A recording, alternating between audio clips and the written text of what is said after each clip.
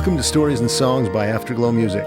My name is Joel McCausland. And I'm Kevin Peay, and we've been creating music for a long time. We'd like to tell you the stories behind our songs. You know, Kev, one of the cool things for me with this whole podcast adventure we've been launched on is reacquainting ourselves with songs that we wrote years ago that I frankly don't even remember that well. Like, we'll go back and listen to some of this stuff and I'll hear a song and I'll be like, oh yeah, we had that one on that album, or yeah, Kevin wrote that, or I wrote that, and it's kind of cool. And the song we want to talk about tonight is actually one of those for me. It's a beautiful song called "Faith to Believe" that you wrote, and it's one that we haven't performed a lot, haven't had an opportunity to revisit. So I'm grateful that we get a chance to do that today. Some of these songs just get parked. Right. But it's interesting, as you mentioned, to go back and revisit them. The question that in my mind was, why were they there? Yeah, what were we thinking then? And this is really part of what this is about, right? To think about what we were going through at the time that caused this song to come to be. And then now being 63 years old, I can't remember how that song even came to be, but I do remember the concept behind why it came to be. Yeah. And I think what I meant to do in this song was to talk about my personal experience in regards to my beginning testimony, my true conversion of what was going on in my life, really at the age of 17. Mm-hmm. And for some reason, it showed up a lot later when we started writing music, but it was a reflection on that time period, and it was a wonderful time. Yeah, tell us about that. It was an interesting experience. It was an interesting experience because Pleasant Grove, we've talked about that on our podcasts, and Yep. in seminary, we had, I remember specifically my seminary teacher, Brother McCausland. Great man. And he was a champion of anything that his students were doing. Mm-hmm. He was always just a cheerleader. And so I'd come to seminary and he'd want to talk about baseball and basketball and the things that I was involved at that time. And I really remember specifically my junior year when Philadelphia came and started karting in regards to watching my pitch count and watching how the speed of the ball was and all things associated with it, and said they wanted to follow me through that process. Mm-hmm. And I remember sharing that with him. One day during seminary, he pulled me off to the side and he says, "How's your life?" And I said, "It's pretty good. Things are. I'm throwing the ball place. well, and things are great. We're winning, and I'm having the time of my life, and it's really great." And he looked at me very specifically with what I call gentle boldness, I guess. And he said, "Kevin, someday that little white baseball will be replaced with the Book of Mormon." And I looked at him and I said, "Tell me another story for another day." And I didn't take him really serious. Yeah, not really the direction you were thinking about at the time, right? No, I'm like, hey, cheer me on to something else, like signing a contract and getting that signing bonus or whatever it was. But as things went on, it was interesting because when junior year was a great year, senior year came, and senior year was a little distracting for me, and we've talked about it before. Yeah. Some people call senioritis. I don't know what that is, really, but it's just the unforeseen stuff. You're on a trajectory, and then life throws you a curveball. Yeah, to use a baseball analogy, right? There you go. No pun intended. Right. But I remember on the mound, specifically in a number of different games, I could hit my spots really well, and I could throw hard, and I was able to strike out a lot of batters and had a lot of fun with it. But for some reason, during the baseball season of 1979, I started missing my marks. I couldn't throw very well into the places that I had before. Mm-hmm. And things just began to shift a little bit for me in regards to focus. And it was interesting. I'd never really thought about the words of Brother McCausland that said, someday that the Book of Mormon will become more important to you than the little white baseball. Yeah. And finally, at the end of that senior year, Philadelphia came to me. I remember they came back and simply said, "You know what? We're not going to take you this year, but we will take a look at you your first year of college and see where you're at that point in time." Fortunate enough, I got a scholarship to BYU. Yeah. And I'll never forget when I got to practice one day in the fall. I had a pitching coach who was brand new that year and didn't like my mechanics. And so he broke me down and said, I want you to start changing the way you throw. And tried to rebuild all that stuff. I had to rebuild, and I went from about 98 to 92 consistently in the fastball down to 83.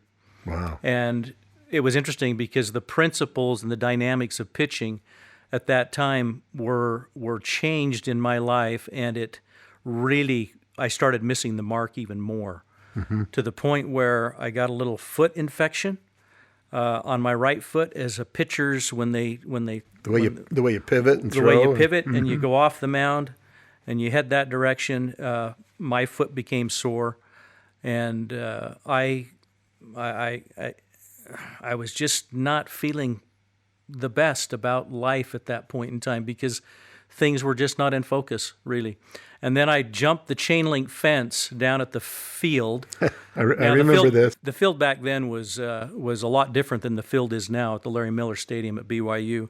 But there was a chain link fence and it was locked, and I needed to get some reps in because they were pushing me to actually improve so that I could retain my scholarship. And so when I got to the top of the fence, I actually took my two fingers and I was lunging over, and I caught my two right fingers, my pitching hand, and I caught my two tendons, and it ripped my two tendons right there, and therefore I was sore in my foot, I was sore in my hand, my tendons, and I couldn't hold the ball properly.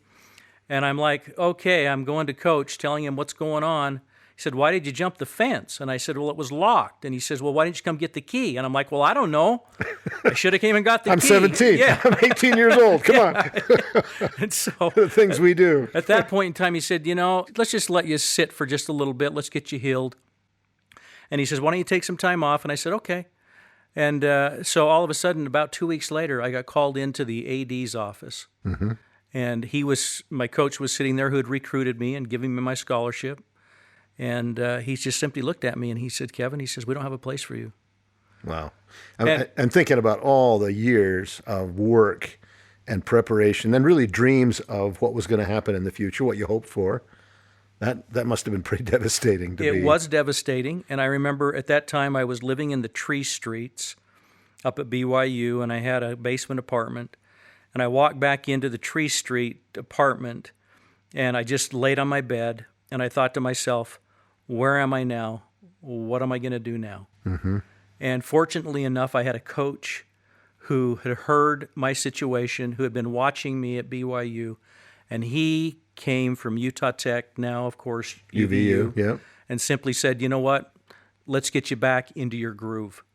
And he was a great mentor of mine. His name was Coach Dave Nelson, who actually coached at Viewmont, where Dave has since passed. But he was one who believed in me and wanted to bring me and nurture me back. And it's wonderful to have people in your lives that do that. Kind of rescued you at that time. He did. He rescued me at that time. But what was even more profound in that rescue was finally Brother McAllister's words came back. And, excuse me, those words actually prompted me to open the book. And of course, you always hear the story of somebody, the pages fell open. And in my case, they did, and they fell open to Moroni. And when you shall receive these things, if it be wisdom in God, that you should read them, that you would remember how merciful the Lord has been from the creation of Adam, even down unto the time that you shall receive these things, and ponder it in your hearts. And when you shall receive these things, I would exhort you that you would ask God, the eternal Father, if these things are not true. And if you shall ask with a sincere heart and with real intent, then the Holy Ghost will bear witness unto you, and you shall know the truth of all things. And it was that was a game changer. And finally, that was the point where I got on my knees and I simply said, I need help, and I need direction. Where do you want me to go? And somehow you've got to get to that point where you've got to ask the Lord for help and direction. And then you got to have people surrounding you to mentor you back into helping your direction. But that Book of Mormon, like a lightning bolt, went right through me and said, okay, now I get it. That book will mean more to you than a little white baseball. Isn't that interesting how that came to pass? Yeah. Over a fairly short period of time, really. Sure. And then kind of the rest is history. You start to prepare. You start to recognize. And I got back onto the ball field back at Utah Tech, and and Coach Nelson said, let's get you back. And mechanics started to come back again, and it was a great year. It was a wonderful year, 35-15 in the ICAC. And we were traveling and doing wonderful things and winning ball games, and I was throwing well. And it was fun to be able to, at that point in time, watch the focus come back with baseball still a part of the focus. Yeah. But now the scriptures had more meaning in regards to the template of success and where I needed to go next. And so that next process was to start mission papers and to really move forward now with what the Lord wanted me to do and set the baseball aside. You know what's really interesting about that to me? So you could read that story that you just told in one way as you needed a lightning bolt of some kind to come into your life and get you to think about other stuff. Baseball was happening, and it was a big thing in your life, maybe the biggest thing in your life. And this happened to you. All these things that kind of took you through that big journey and got you to where you got. And, it might be easy to say, well, God sent this to you. He had to get your attention or whatever else. Sometimes it's just life happening too. I think about all of the things that all of us go through in life to come to a knowledge of the Savior, to come to a commitment or a testimony.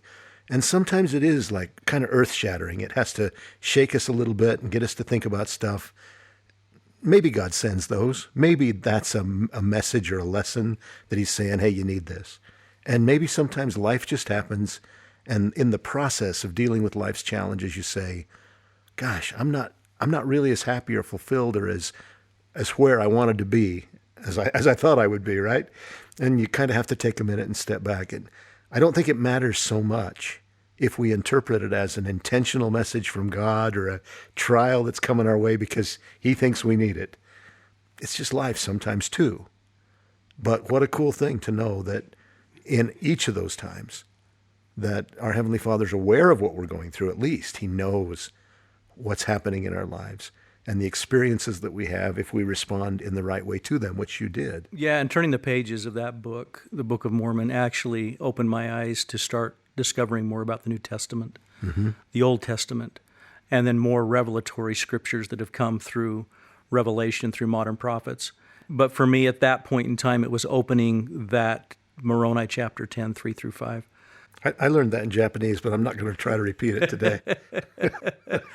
But it really, I guess now I'm listening to the song again after all these years, and it brought me back to a point in my life where it was really based upon faith. Do you now have faith to move forward? Take that step, right? Do you now have to take that next step? And then in my world, everybody has their own story, and everything comes in variety of ways in mortality. But for me, it was a step in faith to believe. Yeah. And to move forward. I don't know that our experiences were necessarily that much different than other people of the time. I look at the kids today, the young people that I know, they seem so much better prepared. Like we just watched one of the kids in our neighborhood win the state championship in basketball with Davis a couple weeks ago. And great kid. He was in my primary, so it's weird to see him now 18 years old. He just got his mission call. And he's leaving right after he gets out of school in May or June. He'll be heading off on his mission. And I look at those kids and I think by and large, they're better prepared than we were, more inclined toward the right things and getting there, And maybe some of that's because they don't have that year between. They feel an urgency about getting ready to go on a mission because they know they can go right after they get out of high school in most cases. And I've thought about, like that was a lost year for me in a lot of ways. I was at BYU. It was good to get a little education in, but I wasn't really thinking about a mission the way I should have been. And to be honest, it was probably mostly like the peer pressure of deciding to go and going, and probably wasn't until I was in Japan that I had the experiences that created a strength to my testimony. I never really doubted it. I was taught well by my mother.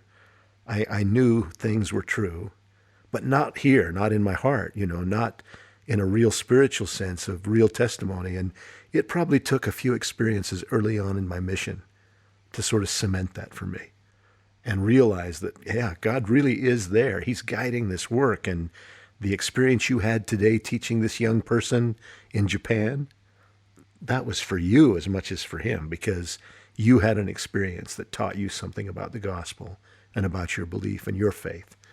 And it's a remarkable thing to see. We talk about God being in the details of our lives, and the details are so different for each of us. What you experienced, what I experienced, what these kids I see today are experiencing. But God's always there. He's always saying, I know what you need.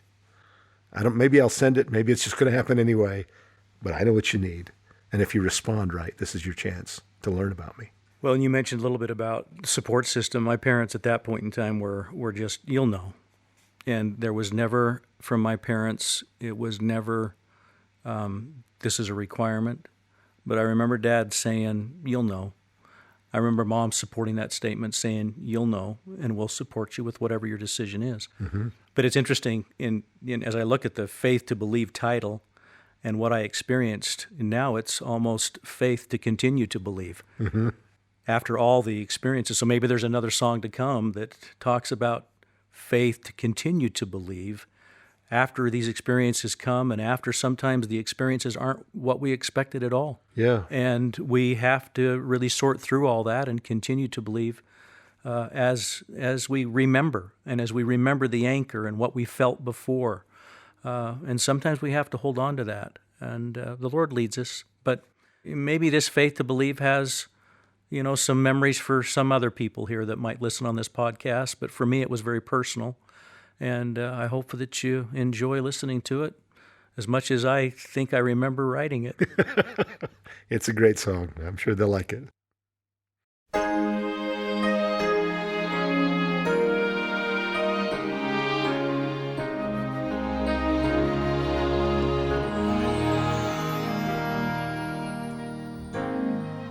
I turned the given pages. I came across a passage of time. It offered me a promise and beckoned me to give of my life. I heard a voice whisper deep down inside, give your life to me. Reach out to others and see that serving one another with love will bring you to your home here above and give to you the meaning of love.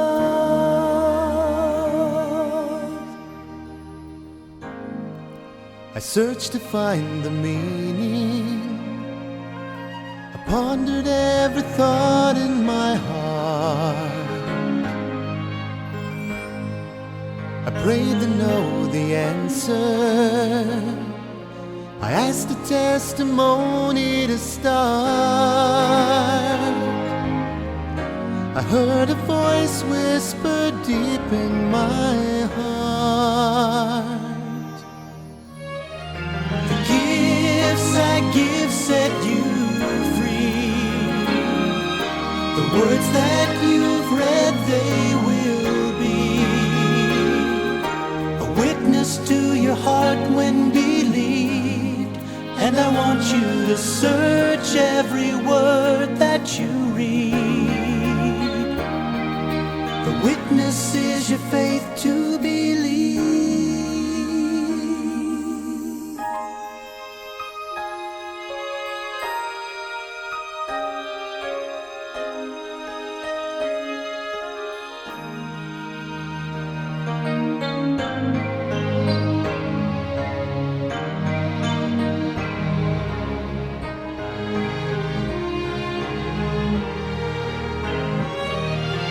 Words you've read, they are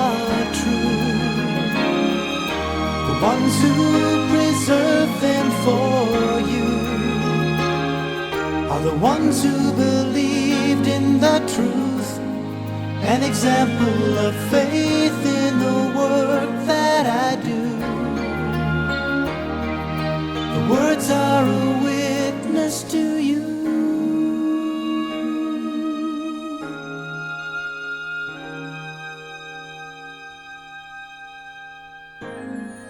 I turned the worn-out pages. I marveled at the passage of time. I read again the promise I promised I would give of my life. I felt a voice in my heart testify inside.